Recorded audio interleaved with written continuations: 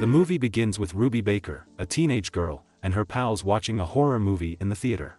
Once the movie ends, one of the girls asks where they should go next, but Ruby advises her to go back home, because her parents think she's asleep, so she can't afford to argue with them again. The following morning, she is shown eating breakfast with her parents and brother Rhett, before heading out to school. She meets her buddies there, and they decide to go out again later. Later that evening, Ruby's parents, David and Grace, celebrate their 20th anniversary at a restaurant. Concurrently, Ruby is away with her friends. They laugh at how much her parents trust Ruby, but they are unaware that she also spends the evening smoking, speeding, and attending a party with her friends. When she gets home, she sees cop cars everywhere. She thinks her parents called the police to search for her and puts on perfume to mask the smell of the smoke.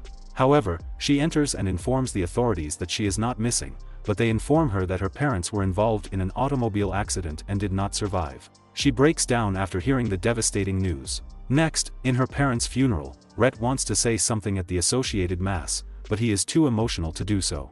The family's close friends, Terry Glass and Dr. Aaron Glass, are then introduced to us.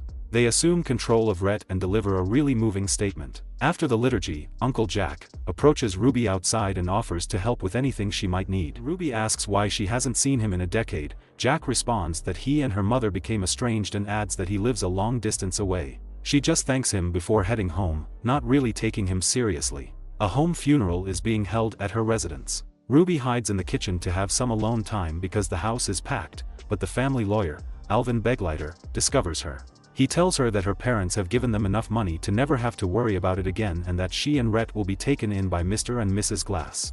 As the Glasses approach the room to comfort Ruby with a hug, Beglighter hands Ruby his card and walks out. A few days later, Rhett and Ruby relocate to Malibu with Aaron and Terry, leaving their vacant house behind. When they arrive, they are shocked to see that the mansion is enormous and primarily composed of glass. While Aaron prepares some dinner, Terry shows them about the home, introduces them to the housekeeper, and then brings them to their room, which they share for the time being. Neither sibling seem to be pleased about this. When it's time for bed, Rhett is still up, so Ruby walks to the hallway to change. Ruby looks around after hearing a disturbance and notices a shadow moving away. The following day, they had to report to their new school, which will be public rather than private. Ruby uses a successful joke to introduce herself to her new class, but when they inquire as to why she came to Malibu, now too distressed to sleep, she gets into a bathing suit and swims in the home's swimming pool. Everything is going smoothly until Terry, who has been awakened by the commotion, suddenly appears. As she gets out of the pool, he stares at her for a while, then gives her a towel. Since every noise may pass through the glass, he claims he will start putting up the alarm at night and forbids swimming at night going forward. Ruby is unhappy in class on another day after watching a film on drunk driving, which brings back memories of her parents' collision. When the Glasses question her about her drive lessons over dinner, she excuses herself and goes to the restroom to look for some painkillers since she is still furious. However, when Aaron discovers her there and attempts to console her, Ruby lies and claims that this is because she is having her period. Aaron leads her to her private bathroom, and Ruby discovers that she is hoarding a quantity of medications. After taking a medication that turns out to be more than simply a pain reliever, Ruby finds that she is too calm and lucid to be disturbed by Rhett's video game playing. When she awakens a few hours later, she discovers Rhett dozing out on the floor in front of the television. She hears Aaron and Terry fighting, and she leaves the room to see. Terry shuts the curtains as soon as he sees her. Later at home, Terry asks her to accompany him to a premiere. Terry assures Ruby that she will have enough time to complete her homework, so Ruby agrees to accompany him. Ultimately, though, Terry takes them to a restaurant rather than driving them to the premiere. He recalls the day he met the Bakers while he eats. Ruby uses the opportunity to ask him whether the disagreement last night was about them. Terry responds that it wasn't, it was simply typical marital issues, and that it may be isolating to be married to Aaron. When she points out that it's time for her to go to bed, Terry drives her back. On the way back, he drives roughly and nearly collides with another vehicle. Terry stops and leans into her in a spooky way, then says it was only to assist her in fastening her seatbelt. Upon arriving to the house, Ruby discovers a baked Aaron after injecting herself in the living room. Concerned by all she's observing, she asks the housekeeper to drive her all the way from Malibu and then hitchhiked her way to visit Beglighter to share her findings. Beglighter warns her that the siblings would end up as state wards if things with the Glasses don't work out. Ruby notes that she was terrified but persisted since she was certain Beglighter would assist her. When Ruby asks Beglighter how much money her parents left them,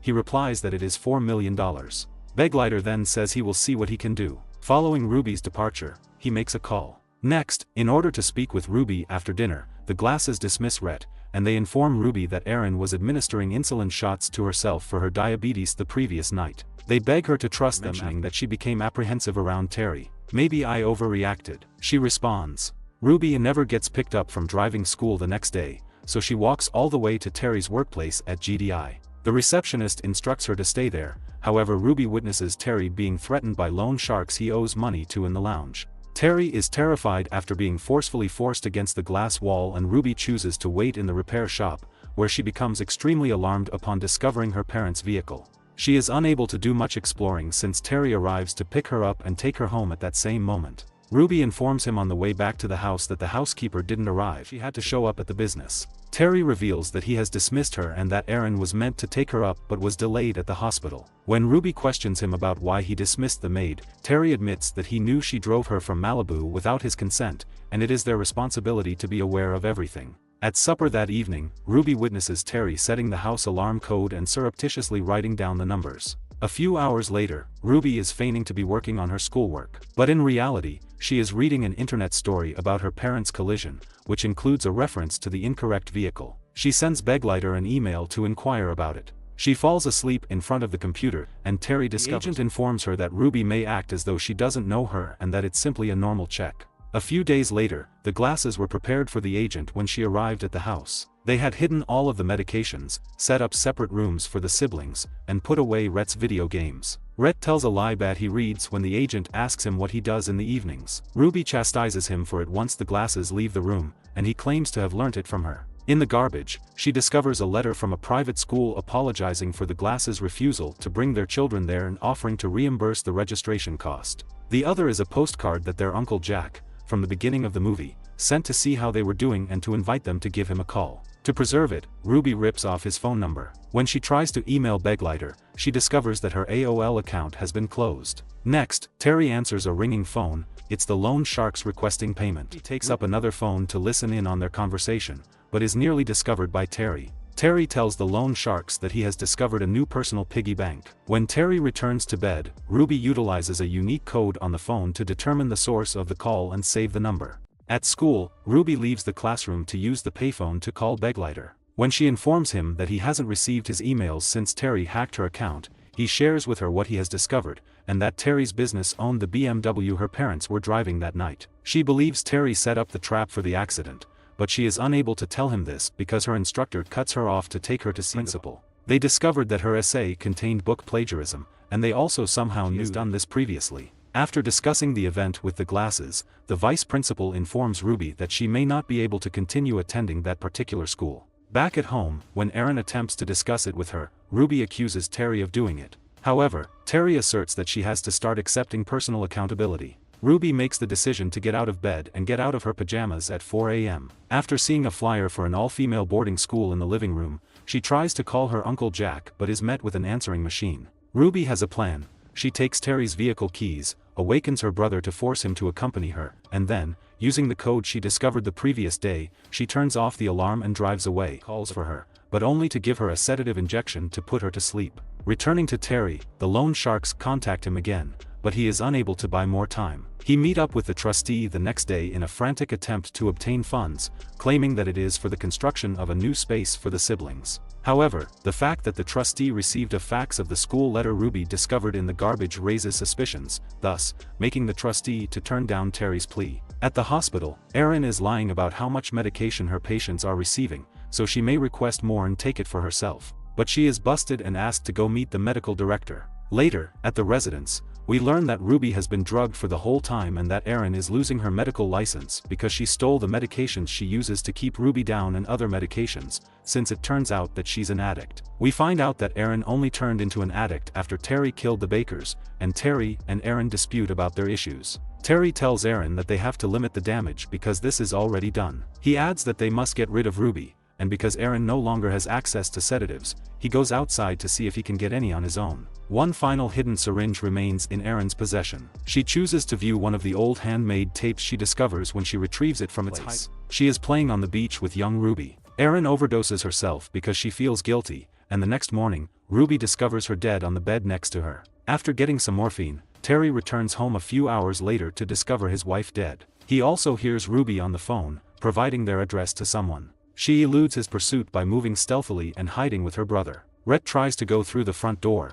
but Terry jumps on him. He pulls Rhett back inside. Ruby strikes him before fleeing with her brother. However, Terry finds them, apprehends them, and throws them in the basement. When the siblings discover that there is a window below, they begin using a wrench they find lying around to dismantle the net covering it. Terry is working on sabotaging his Jaguar in the meanwhile. The siblings see him pull out the Jaguar, park it outside, and then return to the home to take a sleep through the window. Rhett takes advantage of this, escapes through the now broken window, and takes Terry's keys. When he departs, we discover that Terry was awake the entire time, was only acting as though he was sleeping. Ruby finds it weird that Terry is sitting on the couch as Rhett emerge from the basement. Then the doorbell rings. As Terry refuses to answer the phone, Beglighter arrives personally, and Ruby and Rhett hide behind a wall as they watch Terry open the door for him.